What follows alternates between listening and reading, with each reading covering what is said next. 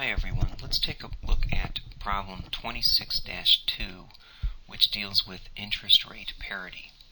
Okay, 6-month T-bills have a nominal rate of 7%, while default-free Japanese bonds that mature in 6 months have a nominal rate of 5.5%. In the spot exchange market, 1 yen equals $0.009. If interest rate parity holds, what is the 6-month forward exchange rate?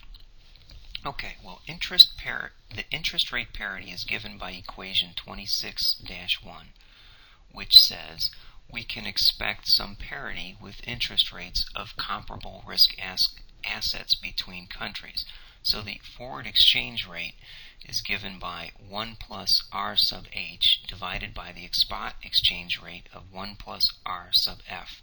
Now, keep in mind that R sub H means the periodic interest rate in the home country, and R sub F would be the periodic interest rate in the foreign country. Okay, so given this information, we know some things. We know that the spot exchange rate in the foreign country is 5.5%, right? Since Japanese bonds mature in 6 months, 5.5%.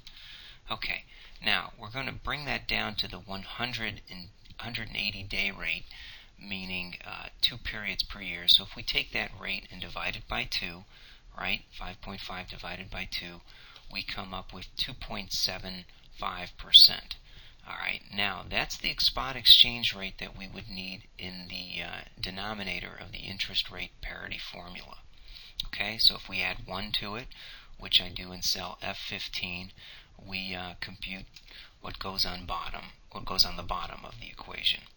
Okay, now we also know the forward exchange rate in the home country is 7%, since 6-month T-bills have a nominal rate of 7%. And again, the 180-day rate would mean take the 7% divided by 2 to come up with approximately half a year. And if we add 1 to that, we come up with what we would need for the numerator in the interest rate parity formula. Okay, so then let's just do the calculation, which is cell F19 divided by cell F15, and that gives us the interest rate parity. Now, the question says, if interest rate parity holds, what would the 6-month forward exchange rate be?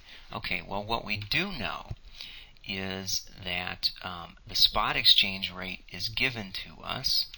It's 1 yen equals $0.009.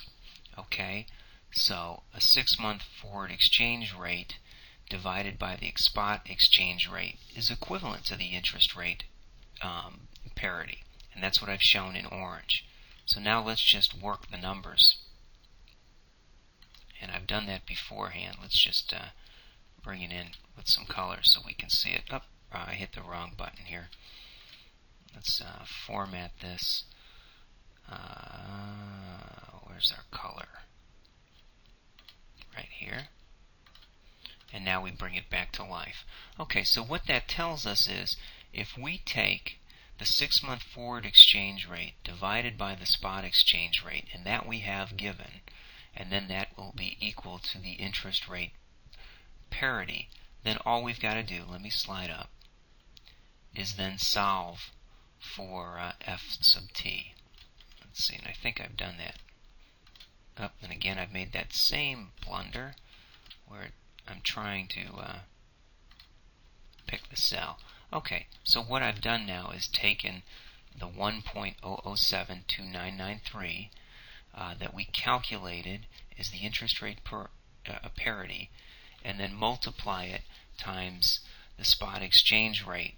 And when I do that, we are solving for f sub t, which is my symbol to represent the 6-month forward exchange rate. And that's the answer.